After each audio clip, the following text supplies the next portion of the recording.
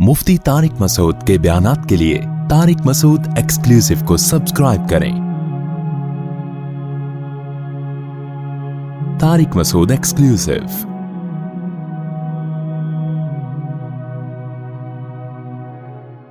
अल्लाह ताला ने हमें दुनिया में भेजा है, आदम और हव्वा की औलाद में हमें पैदा किया। हम बंदर से नहीं बने हैं, हम खुद ब खुद ऑटोमेटिकली नहीं बने हैं, हमें किसी ज़ात ने बनाया है और उस ज़ात का नाम क्या है? अल्लाह। ये पैगंबरों की दावत है जिनको अल्लाह ने इंसानों की हिदायत के लिए दुनिया में भेजा। अल्लाह ने हमें यह भी बताया कि मैंने तुम्हें बनाया क्यों है। वमा खलक़तुल जिन्ना वल इंसा इल्ला लियाबुदून। मैंने तुम्हें जापान में पैसे कमाने के लिए नहीं बनाया।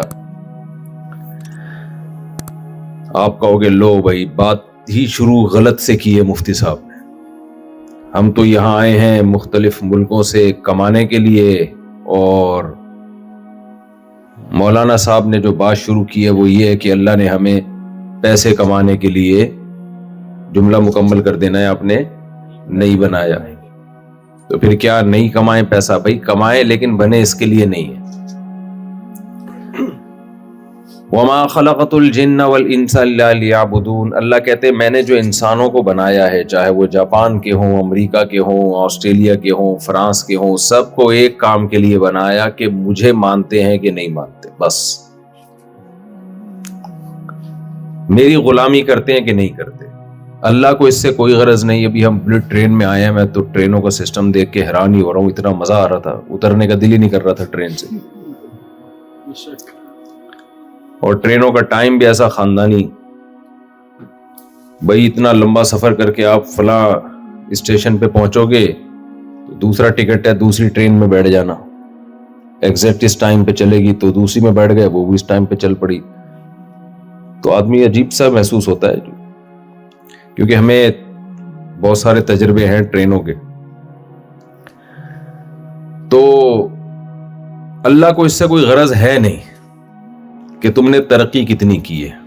ये तो हमारी सहूलत की चीजें हैं। दुनिया में कुछ पसमानदा ममालिक होते हैं, कुछ तरक्की याफ्ता होते हैं। जैसे लोगों में कुछ खाते पीते होते हैं, कुछ दरमियाने दर्जे के होते हैं और कुछ गरीब होते हैं। तो मुल्कों में भी हमेशा से ऐसा ही होता आ रहा है। कुछ मुल्क बड़े स्टेबल होते हैं, कुछ दरमियाने होते हैं, कुछ हम लोगों की तरह गरीब गुरबा किस्म के कंट्री भी होते हैं। तो ये तकसीम भी हमेशा से चली आ रही है। इसमें इतनी ज्यादा टेंशन न लिया करें जितनी हम टेंशन ले रहे होते हैं कि हाय क्या हो गया, हाय क्या हो गया, हाय मुस्लिम लीग आ गई, हाय पीटीआई आ गई, हाय जे। अबे भाई, हमने थोड़े दिनों में मर के खत्म हो जाना है। ये किस्से हमारे क्या हो जाएंगे? मुंह से बोल लेना, अगली नस्लें भुगतती रहेंगी। और वो कौन सा हमेशा रहेंगी? वो मर के खत्म, फिर अगली नस्लें। ठीक होना होगा हो जाएगा, नहीं होना होगा तो इतना टेंशन ना लो। इतना लोग टेंशन ले ले, इलेक्शन हो रहा है कि नहीं हो रहा। अबे भाई, हमारी ये बड़ी टेंशन नहीं है, ये असल हमारी टेंशन नहीं है। हमारी टेंशन ये है कि जिस काम के लिए अल्लाह ने भेजा था वो काम हमसे हो रहा है कि नहीं हो रहा।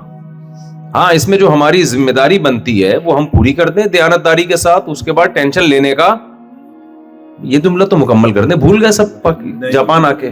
टेंशन लेने का नहीं, ये तो बड़ा मशहूर जुमला है, टेंशन लेने का नहीं। टेंशन हमेशा देने की चीज है। मैं अक्सर वाकया सुनाता हूं ना। एक साहब का फोन आया कि मैंने किसी के पता नहीं 2 लाख रुपए देने हैं, मैं बहुत टेंशन में हूं, मेरे पास वो शाम 6 बजे आएगा और मेरे पास उसको देने के लिए पैसे नहीं। तो मैंने कहा टेंशन पार्सल कर दो। मैंने कहा जो तुम्हें टेंशन हो रही है वो किसको पार्सल कर दो? उसको जिसने आपको कर्जा दिया है। कह रहे कैसे पार्सल करूं? मैंने कहा जब 6 बजे आए बोलो नहीं है, पैसे देने के लिए नहीं है, तो टेंशन क्या हो जाएगी? पार्सल हो जाएगी। तो टेंशन लेने का है ही नहीं। टेंशन सिर्फ एक चीज लेने की, टेंशन सिर्फ एक चीज की लेने की है। वो क्या है कि भाई हमने यहां रहना नहीं है, जाना हमने कहां है? कब्र में जाना है। और इस बात को दिमाग से निकाल दें कि अल्लाह हमें मार के हमारी لاش کو کیڑوں کو کھلا کے قصہ ختم کر دے گا. یہ نہیں ہونے والا, یہ پاسبل نہیں ہے. اللہ بار بار بار بار یاد دہانی کراتا ہے, وما خلقنا السماوات والارض وما بینہما باطلا, ہم نے تمہیں بیکار پیدا نہیں کیا. کھانا کمانا انجوائے کرنا لائف کو یہ تو جانور بھی کرتے ہیں. تم نے کر لیا تو کیا ہو گیا. ہماری تھکی ہوئی ٹرینیں ہوتی ہیں, یہ ذرا فاسٹ ٹرینیں ہوتی ہیں, پہنچ اس میں بھی جاتے ہیں, اس میں بھی جاتے ہیں, ذرا تمیز سے پہنچ جاتے ہیں, وہاں دھکے کھا کے پہنچ جاتے ہیں. یہ کوئی اتنا بڑا فرق بولتے کیوں نہیں ہے. اس کو دیکھ کے جو آنکھیں ایک دم ہو جاتی ہیں, ٹھیک ہے اچھی بات ہے, جو خوبی قوم میں خوبی ہو اس کو ماننا چاہیے, لیکن یہ ہمارا اصل مسئلہ نہیں ہے.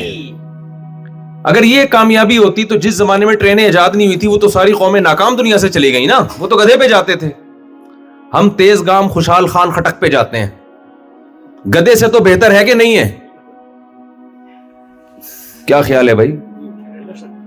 اب آپ کمپیئر کرتے ہیں نا اپنے آپ سے کہ یار ہم تو تھکے ہوئے مرے ہوئے قوم ہے, ہماری تو ناکام قوم ہے. او بھائی اس سے پہلے گدھے تھے, ٹرینیں نہیں تھیں, تو جو قومیں گدھوں پہ سفر کرتی تھیں کیا وہ ناکام ہو گئیں؟ بھائی وہ بھی مر کے ختم, اور ہم فاسٹ ٹرینوں میں سفر کر کے بھی کیا ہو جائیں گے؟ ختم, فنش, قصہ ختم ہو جائے گا. یہاں کے لیے بنایا نہیں اللہ نے. یہ بات کھوپڑی شریف میں آ نہیں رہی ہے. پیغمبر یہ بات بتانے کے لیے دنیا میں, ہو سکتا ہے میری بھی سمجھ میں نہ آ رہی ہو, میں بھی اس لیے بتا رہا ہوں کہ تاکہ میری بھی کھوپڑی صحیح کام کرے, مجھے بھی سمجھ میں آئے کہ ہمیں دنیا میں اللہ نے صرف شادیوں کے لیے نہیں بھیجا. کس کے لیے بھیجا ہے؟ آخرت کے لیے بھیجا ہے. تو شادیاں بھی اس لیے کرو کہ آخرت بن جائے ہماری. وہ کیسے بنے گی وہ میں آخر میں بتاؤں گا انشاءاللہ. آخرت بنانے کے لیے وہ بھی ضروری ہے. تو اس لیے بھائی اللہ تعالیٰ نے جو مجھے اور آپ کو دنیا میں بھیجا ہے وہ دنیا کے لیے نہیں بھیجا, لہذا ٹینشن اس دنیا کی لینے کا نہیں ہے. تو الیکشن کی بات میں کر رہا تھا, اب الیکشن آ رہے ہیں نا, وہ بھی ذرا نمٹا دوں جلدی سے. تو ہم بچپن میں اللہ معاف فرمائے ڈرامہ دیکھا کرتے تھے, بعد میں چھوڑ دی ہم نے. تو اس میں ایک ڈرامہ آیا جس میں نعرے لگا رہے تھے, آئے گا بھائی آئے گا, فلانا آئے گا, جیسے ہوتا ہے نا سیاستدان نعرہ لگاتے ہیں. تو ایک نعرہ لگ رہا تھا, کچھ لوگ نعرہ لگا رہے تھے, آئے گا بھائی آئے گا, کوئی نہ کوئی تو آئے گا. تو ان سے انٹرویو لیا گیا, یار یہ کون سا نعرہ ہے, آئے گا بھائی آئے گا, کوئی نہ کوئی تو آئے گا. انہوں نے کہا ہم نے یہ نعرہ اس لیے لگایا ہے کہ جو بھی آئے تو ہمیں خوشی ہو, کہ ہم نے نعرہ ایسا کامن لگایا تھا کہ آئے گا بھائی آئے گا, کوئی نہ کوئی تو آئے گا. تو آ گیا نا, کوئی نہ کوئی تو آ گیا. ملک ایسا بھی نہیں ہے کہ بالکل ہی بغیر حکومت کے چلنا شروع ہو. بے شک کرپٹ حکومت ہو, نہ ہونے سے ہونا بہرحال کیا ہے, بہتر ہے. تو کرپٹ آ جائے گی, زیادہ سے زیادہ یہ ہو جائے گا, تو ٹینشن لینے کا نہیں ہے. پہلے کم ٹینشن ہے. میں دیکھ رہا ہوں نا کچھ لوگوں کو ہر وقت نیوز اور یہ وہ, میں نے تو ایک دفعہ بھی نہیں دیکھی نیوز. ہمیں پتا ہے جس نے آنا ہوگا وہ آئے گا. وہ میرے خبریں دیکھنے سے اور میرے ٹینشن لینے تھے, میری مرضی کا نہیں آئے گا. میری مرضی کا اگر میں چاہتا ہوں فلاں آ جائے تو وہ میرے چاہنے سے نہیں آئے گا. تو ہم وہ والی ٹینشن لینا جس کا ہم کو فائدہ ہو. دیکھو ابھی میں ہیروشیما سے ہو کے آ رہا ہوں نا, یہاں ہم نے پوری وہ ہسٹری یہاں کے مقامی لوگوں سے بھی پوچھی, اور کچھ پہلے سے جانتے تھے, کچھ اس کو اپڈیٹ کیا سرچ کر کے. جب انسان کا خوب اچھی طرح سمجھ لو اپنا کوئی ویژن نہیں ہوتا تو وہ کسی اور کے ویژن کا, کسی اور کے ہدف کا اور کسی اور کے مقصد کا حصہ بن کے ضائع ہو جاتا ہے. سمجھ میں آ رہی ہے بات کی نہیں آ رہی؟ اب دیکھو جاپان ایک زمانے میں سپر پاور بننے کی کوشش کر رہا تھا نا, دوسری جنگ عظیم میں.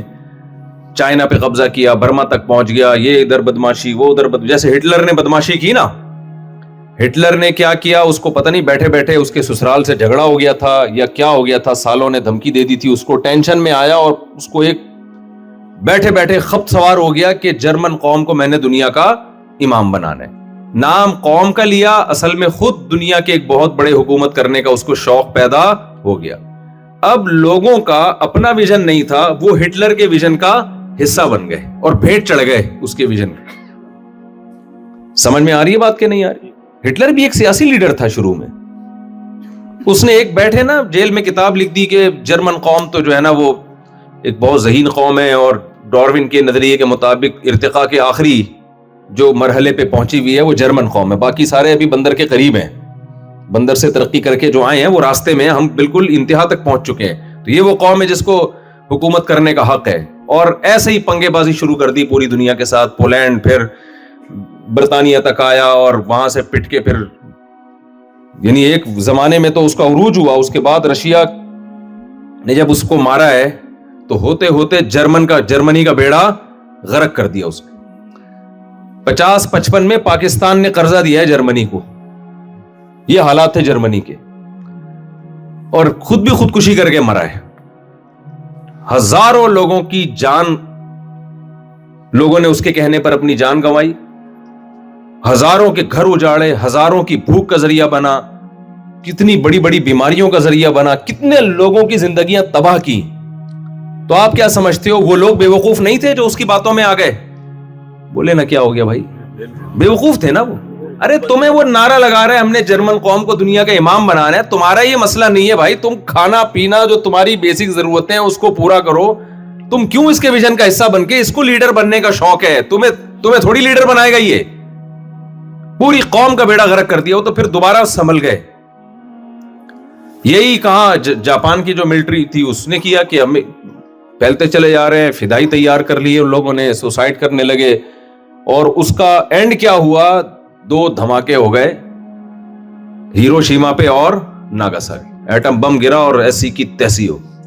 اس کے بعد انہوں نے یو ٹرن لیا، انہوں نے بولا بھائی اب جنگ میں کبھی بھی نہیں کودنا۔ تو بتاؤ، جن فوجیوں کو آپ نے کودوایا اور لاکھوں لوگوں کی جان لینے کا آپ سبب بنے، ان کی اب تلافی نہیں ہو سکتی، تو آپ برا کس کو کہو گے؟ ان لوگوں کو بھی کہو گے جنہوں نے یہ لڑائی شروع کی تھی، اور ان لوگوں کو بھی کہو گے جو اس لڑائی کا حصہ بنے۔ ان کا اپنا کوئی ہدف نہیں تھا، لہذا وہ کس کے ہدف کا حصہ بنے؟ ان حکمرانوں کے ہدف کا جن کی سوچ غلط تھی، جنہیں ناجائز قبضے کا دنیا میں شوق تھا۔ اس سے ہمیں سبق حاصل کرنا چاہیے کہ ہم اپنے آپ کو سیاست دانوں کی بھینٹ نہ چڑھائیں۔ یہاں لوگ اپنی رشتہ داریوں کو خراب کر رہے ہیں، دوستیوں کو خراب کر رہے ہیں، ایک دوسرے کو گالیاں دے کے اپنی زبانوں کو خراب کر رہے ہیں۔ او بھائی، یہ ہمارے مسائل نہیں ہیں۔ ہاں، جو آپ کی ٹوٹی پھوٹی ذمہ داری بنتی ہے الیکشن کے موقع پہ، وہ اپنی ذمہ داری آسان طریقے سے پوری کرو، اس کے بعد چھوڑ دو ان بحثوں کو۔ میں سمجھا پا رہا ہوں اپنی بات؟ بالکل۔ تو ہمارا ہدف کیا ہونا چاہیے؟ میں اصل میں یہ بتانا چاہ رہا ہوں ہمارا ہدف کیا ہونا چاہیے۔ ہمارا ہدف اللہ، اس کے رسول صلی اللہ علیہ وسلم نے ہمیں بتا دیا ہے کہ میں نے تمہیں پیدا کس کے لیے کیا ہے۔ اللہ کہتے ہیں میں نے اپنے لیے بنایا ہے تمہیں، ساری دنیا کو میں نے تمہارے لیے بنایا۔ تمہیں کس کے لیے بنایا؟ اپنے لیے۔ تبھی نبی صلی اللہ علیہ وسلم نے فرمایا من كانت الآخرۃ همه جعل الله غناه في قلبه وجمع له شملا وأتته الدنيا وهي راغمة ومن كانت الدنيا همه جعل الله فقره بين عينيه وفرق عليه شمله ولم يأته من الدنيا إلا ما قدر له۔ نبی نے فرمایا جس نے آخرت کو اصل ہدف بنا لیا، جب ہم بنے اللہ کے لیے تو ہمیں ہر وقت اللہ کی رضا کی فکر میں زندگی گزارنی ہے کہ اللہ مجھ سے کیا چاہتا ہے۔ آپ جاپان آئے ہو، آپ کی نیت یہ ہونی چاہیے کہ اللہ نے ساری دنیا میں رزق کے تلاش کرنے کا ہمیں حکم دیا ہے۔ قرآن میں جگہ جگہ ہے نا کہ سمندر کو مسخر کر دیا تاکہ تم اللہ کی روزی کو تلاش کرو۔ اوپر والا ہاتھ اللہ کو نیچے والے ہاتھ سے، یہ تو بول لو نا بھائی، یہ بھی بھول گئے، زیادہ پسند ہے۔ کیوں؟ اگر آپ رزق کی تلاش میں نہ نکلتے تو لوگوں سے مانگتے رہتے، اللہ کو اللہ کے سوا، یعنی اللہ کے سامنے ہاتھ پھیلانے کے سوا کسی کے سامنے ہاتھ پھیلانا پسند نہیں ہے۔ کھلانے والا بنے تو کھلانے والا تو وہی بنتا ہے جو خود کماتا ہو، استغنا کے ساتھ جیتا ہے، سر اٹھا کے جیتا ہے، ورنہ بھکاریوں کی طرح کیا کرے گا؟ بھیک مانگتا رہے گا۔ نبی صلی اللہ علیہ وسلم کے پاس ایک صحابی آئے، کچھ بھیک مانگی، نبی نے فرمایا کہ تمہارے پاس کچھ گھر میں ہے نہیں؟ کچھ بھی نہیں ہے بھائی، ایک برتن ہے صرف۔ بھیک کا لفظ تو نہیں کہنا چاہیے نبی کے سامنے، یعنی کچھ مانگا نبی صلی اللہ علیہ وسلم سے، تو آپ صلی اللہ علیہ وسلم نے فرمایا گھر جاؤ، جو برتن ہے اٹھا کے لے آؤ۔ ہمارے نبی خود کاروبار سکھا رہے ہیں صحابی کو اگر اللہ کی رضا کاروبار چھوڑنے میں ہوتی تو ہمارے پیغمبر صلی اللہ علیہ وسلم ان صحابی کو کاروبار سکھاتے؟ آپ نے فرمایا جو ہے لے آؤ، وہ ایک برتن لے آئے. آپ نے صحابہ میں فرمایا کون اس کو خریدے گا 1 درہم میں، ایک نے کہا میں 1 درہم میں. آپ نے فرمایا کون اس سے زیادہ دے گا، ایک نے کہا میں 2 درہم میں. 2 درہم سے زیادہ بولی نہیں لگی، آپ نے وہ 2 درہم میں برتن فروخت کر دیا اور کہا کہ یہ 2 درہم لو اور کلہاڑی خرید کے لاؤ. وہ گئے، کلہاڑی لے کر آئے، دستہ لے کر آئے. نبی نے دستہ کلہاڑی میں ڈالا اور فرمایا جاؤ لکڑیاں کاٹو اور بیچو. وہ چند دنوں کے بعد آئے اور کئی درہم انہوں نے جمع کر لی، اس سے برتن بھی خریدا. پھر آپ نے ان کو فرمایا کہ یہ اس سے بہتر ہے کہ تم لوگوں کے سامنے ہاتھ پھیلاؤ. تو اللہ کو خود کماتا ہوا آدمی اللہ کو پسند ہے. اب آپ مجھے ایک بات بتاؤ کہ ہمارے نبی کو ایک امتی کا بھیک مانگنا پسند نہیں آیا تو پوری ایک ایسی اسٹیٹ کا جو اسلام کے نام پہ بنی ہے اس کا IMF سے ہر وقت کشکول لے کے بھیک مانگنا ہمارے نبی کو پسند آئے گا؟ ایک فرد کے بدنام ہونے سے قوم بدنام نہیں ہوتی. ہم کہتے ہیں بھائی یہ اس کا اپنا مسئلہ ہے. بھائی کوئی جاپانی 2 نمبری کرتا ہوا پکڑا جائے، آپ جاپانی کو بولو اچھا جاپانی 2 نمبر ہوتے ہیں، کہے گا بھائی یہ ہے، ہم نہیں ہوتے، یہ ہو گیا. کوئی پاکستانی کوئی الٹا کام کرتے ہوئے پکڑا جائے، ہم کیا کہتے ہیں کہ پاکستانی برے ہوتے ہیں؟ نہیں بھائی اس نے کیا، یہ سارے ایسے تھوڑی ہوتے ہیں. ہر فیلڈ میں اسی طرح دفاع کیا جاتا ہے نا. لیکن جب ایک ریاست کشکول لے کے بھیک مانگ رہی ہو تو سید الانبیاء صلی اللہ علیہ وسلم کے دل پہ کیا گزرتی ہوگی؟ وہ ریاست جو بنی کس کے نام پہ ہے؟ اسلام کے نام پہ. تو ریاست کو مالدار جبھی ہوتی ہے جس کے بہت سے طریقوں میں سے ایک طریقہ یہ کہ عوام کیا ہو جائے؟ خوشحال. تو آپ لوگ تو اس لحاظ سے بھی جو پاکستانی یہاں بیٹھے ہوئے ہیں وہ تو اس لحاظ سے بھی ملک کی بھی خدمت کر رہے ہیں کہ یہاں سے پیسہ بیچ کے کما کے کہاں بھیج رہے ہیں؟ وہاں بھیج رہے ہیں. تو اس لیے میرا مقصد یہ نہیں ہے کہ آپ کو اللہ نے کمانے کے لیے پیدا نہیں کیا تو ایک ڈھنگ کا کام کر رہے وہ بھی چھوڑ دو کہ چلو جی اب تو مفتی صاحب نے بولا کہ اللہ نے ہمیں. تو کمانا بھی اس کا ایک حصہ ہے، اللہ کو راضی کرنے کا ایک حصہ ہے، لیکن پیدا اللہ نے صرف اپنی رضا کے لیے کیا ہے. اما شاکرن و اما کفورا. اللہ دیکھنا چاہتے ہیں کون میری مان کے چلے گا اور کون میری مخالفت کر کے چلے گا. اس کے علاوہ اللہ ہم سے کچھ بھی نہیں چاہتے. نبی صلی اللہ علیہ وسلم نے فرمایا ان اللہ لا ينظر الى صورکم ولا الى اموالکم. اللہ نہ تمہاری شکلوں کو دیکھتے ہیں اور نہ تمہاری دولت کو دیکھتے ہیں. ولکن ينظر الى قلوبکم واعمالکم. اللہ صرف تمہارے دل اور تمہارے جسم سے نکلنے والے عمل کو دیکھتے ہیں. تمہارے دل میں کیا چل رہا ہے، کس کی محبت تم نے دل میں ڈالی ہوئی ہے، کس سے نفرت ہے، کس سے محبت ہے، جائز محبت ہے یا حرام محبت ہے، جائز نفرت ہے یا ناجائز نفرت ہے. اللہ کو صرف اس سے غرض ہے. تو آپ، میں اور آپ، ہم سب کی ذمہ داری بنتی ہے اپنے ہدف کو اور اپنے ویژن کو، اپنے قبلے کو درست کریں. اگر ہم نے، دیکھو ہٹلر نے جب جنگ عظیم کی بنیاد رکھی تو اس کے جو لوگ ہوتے اگر ان کا ہدف اللہ ہوتا وہ ہٹلر کی باتوں میں آتے؟ بولو نا. ہٹلر کہتا ہم ایک عظیم قوم ہے اور ہم پوری دنیا پہ حکومت کرنا چاہتے ہیں. تو وہاں کے لوگ علماء سے پوچھتے جو اللہ کا راستہ بتاتے کہ بھئی اللہ کیا کہتا ہے اس بارے میں. اسلام اگر ان کے پاس ہوتا کہ بھئی اللہ کیا کہتا ہے، تو اللہ کہتا ہے قوم پرستی کی جنگ اللہ کو پسند نہیں. قومیت کی بیس پہ تو لڑنا ہی نہیں ہے. من مات علی العصبیہ یا ایھا الناس، اے لوگو انا خلقناکم من ذکر و انثی، ہم نے تمہیں ایک مرد اور ایک عورت آدم سے بنایا ہے. آدم علیہ السلام نہ پٹھان تھے، نہ پنجابی تھے، نہ مہاجر تھے، نہ سرائکی تھے، نہ بلوچی تھے. اس وقت تو قومیں دریافتی نہیں ہوئی، بنی نہیں تھی. ایک آدم اور ایک حوا سے بنایا اور پھر مختلف قبیلوں میں بانٹ دیا جس سے تمہارا انٹروڈکشن ہوتا ہے. ہر قوم کی اپنی خامی ہوتی ہے، خوبی ہوتی ہے. تو کسی میں کچھ خامیاں ہیں، کسی میں خوبیاں. اس سے زیادہ قومیت کی کوئی حیثیت نہیں ہے.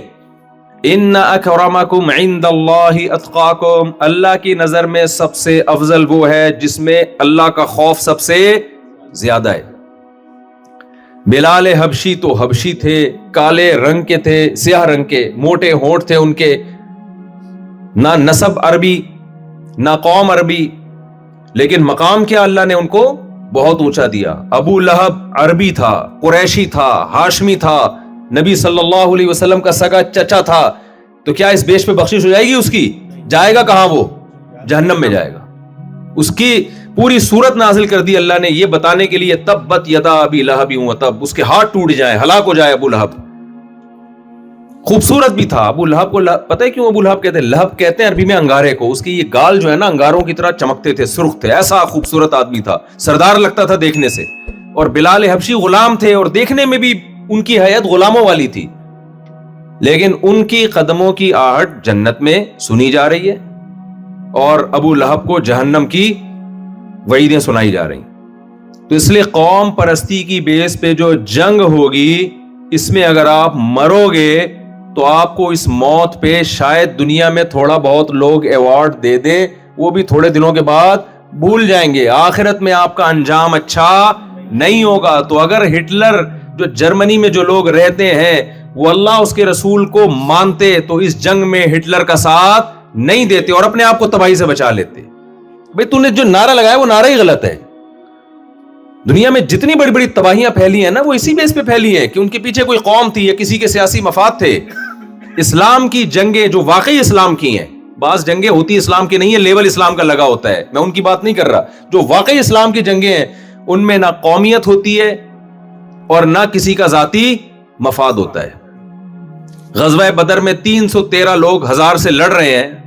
اگر قومیت ہوتی تو یہاں عرب ہوتے اور وہاں عجم ہوتے. یہاں بھی عرب وہاں بھی کون؟ عرب. یہاں بھی قریشی وہاں بھی قریشی، یہاں بھی ہاشمی وہاں بھی ہاشمی. قوم پرستی کا تو جڑ سے خاتمہ کر دیا کہ نہیں کر دیا؟ اور 313 لڑ رہے ہیں 1000 سے، جس میں بظاہر فتح کی کوئی امید نہیں ہے. اسباب کی دنیا میں پتہ چلتا ہے کہ بھی مفاد پرستی بھی نہیں ہے، یہ ویژن کے پیچھے لڑائی ہو رہی ہے. ایک ہدف ہے دنیا میں خیر کو غالب کرنا. تو خوب سمجھ لو، اگر آپ اللہ نے جو آپ کو راستہ بتایا ہے نا اس راستے کو اپنا ہدف نہیں بناؤ گے، آپ بڑی طاقتوں کا ہدف بن جاؤ گے. کہتے ہیں نا برین واش کر دیا، تو برین واش صرف ہٹلر نے نہیں کیا تھا، آج بہت ساری طاقتیں ہمارا برین کیا کر رہی ہیں؟ واش. یہ جو کہتے ہیں نا ہم آزاد ہیں، ہم کسی مذہب کو نہیں مانتے، یہ جھوٹ بولتے ہیں، یہ بڑے غلام ہوتے ہیں. آزاد صرف مذہبی لوگ ہوتے ہیں، ورنہ جو مذہبی نہیں ہے، جو اللہ اور اس کے رسول کی بات نہیں مانتا، وہ تو سب سے بڑا غلام ہے. وہ انسانوں کا غلام ہوتا ہے، وہ کلچر کا غلام ہوتا ہے. جو مذہبی لوگ ہیں وہ غلام ہوتے ہیں لیکن انسانوں کے غلام بولو نہیں. میں اگر انسانوں کا غلام ہوتا میں دوسری کرتا؟ بولو نہیں. کلچر تھوڑی مجھے سپورٹ کر رہا تھا جب میں نے دوسری. وہ لوگ کہتے کیا قصے لے کے بیٹھ جاتے ہو؟ بھئی میرے پاس یہی قصے ہیں، اور کیا میں تہجد میں اپنے 10 پارے بتاؤں؟ میں تو نیک آدمی، اتنا بڑا پہنچا ہوا بزرگ نہیں ہوں بھائی، میں تو سیدھا سادہ سا ٹوٹا پھوٹا سا مسلمان ہوں. میں یہ بھی نہیں کہہ رہا کہ کوئی گناہگار ہوں، آپ سمجھے. پتہ نہیں آج کیا مفتی صاحب رپورٹیں پیش کر رہے ہیں. مثال تو وہی دوں گا نا جو آپ کو آسانی سے سمجھ میں. نماز میں اگر پڑھتا ہوں تو مجھے کوئی روکتا نہ پہلے تھا نہ اب روکتا ہے. اگر میں تہجد پڑھنا چاہوں تو نہ پہلے کوئی روکتا تھا نہ اب کوئی روکے گا. سسٹم کے خلاف جب آپ چلو گے، آپ سوسائٹی کے اگینسٹ چلو گے تو ساری دنیا آپ کے خلاف ہو جائے گی.